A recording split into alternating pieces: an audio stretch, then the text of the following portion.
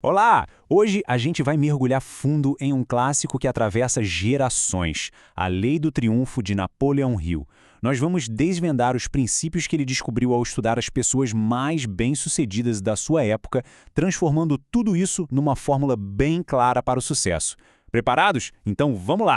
E para começar, que tal essa ideia, hein? A grande sacada de Hill é que a jornada para o triunfo não começa com grandes ações ou com muito dinheiro. Não, começa com algo muito mais básico, o pensamento.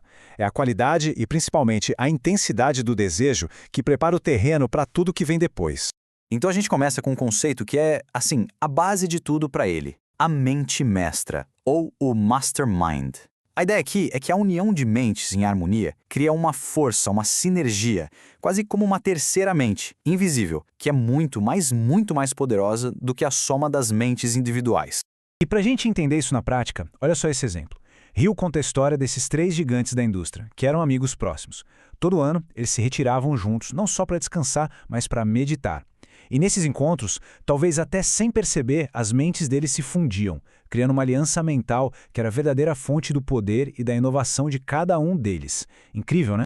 Isso nos leva à definição mais clara do que é essa tal de mente mestra. Não é só um bate-papo, um brainstorming. É uma coordenação profunda, uma verdadeira fusão de espíritos com um objetivo muito claro em mente. Hill acreditava que essa harmonia era o segredo que abria portas que, para a maioria das pessoas, continuam fechadas. Só que não adianta ter toda essa força de grupo se não houver uma direção, certo?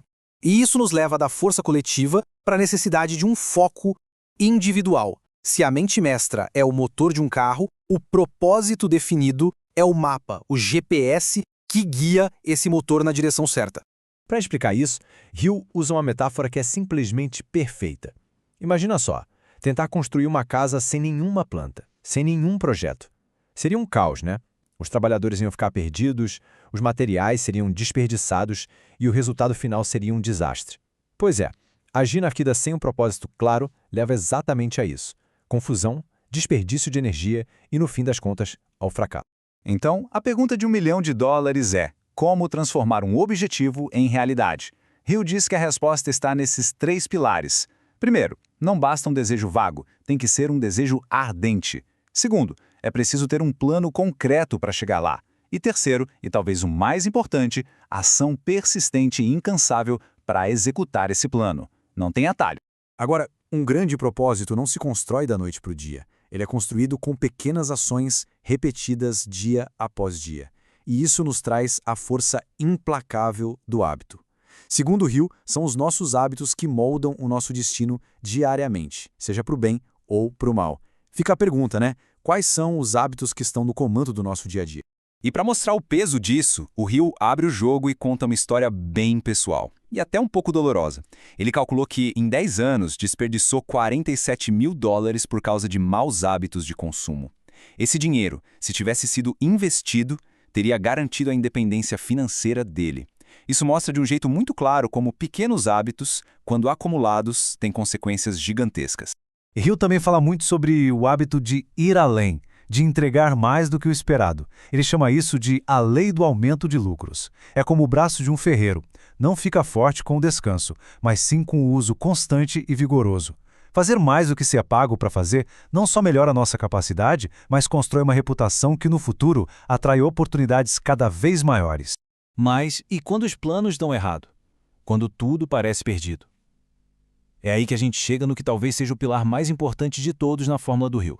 A mentalidade para encarar a adversidade, entendendo que a derrota é só um teste temporário. Para ilustrar isso, o Hill conta uma história que, olha, é de arrepiar.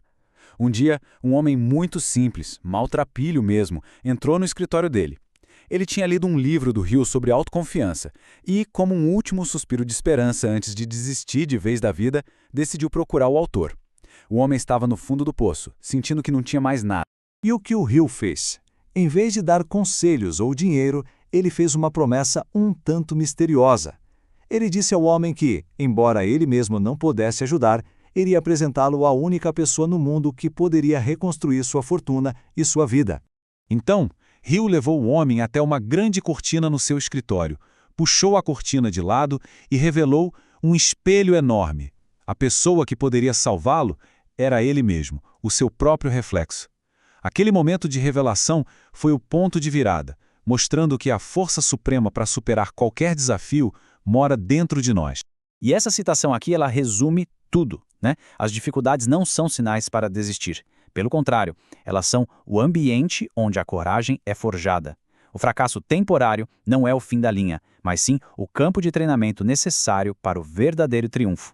Então, para a gente amarrar tudo, a fórmula de Hill é um sistema onde tudo se conecta. O poder combinado de uma mente mestra, que é guiado por um propósito definido, construído tijolo por tijolo, com hábitos poderosos e fortalecido pela resiliência na hora da derrota. E para fechar, fica esta reflexão de Emerson que o próprio Hill adorava citar: o único pecado é a limitação. E isso nos deixa com uma pergunta, uma provocação, na verdade. Quais das nossas limitações são reais e quais são apenas barreiras que a gente mesmo construiu na nossa mente?